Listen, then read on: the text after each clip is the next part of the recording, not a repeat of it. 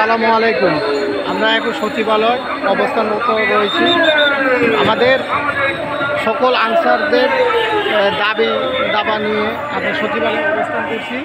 খুব সুন্দরভাবে সুশৃঙ্খলভাবে আমরা দায়িত্ব পালন করতেছি। কোনো গাড়ি বা কোনো কিছু যানজট আমরা আটক করতেছি না। আমাদের পরিবেশ খুব পরিষ্কার, আমাদের রাস্তাঘাট গাড়ি চলাচল করতেছে।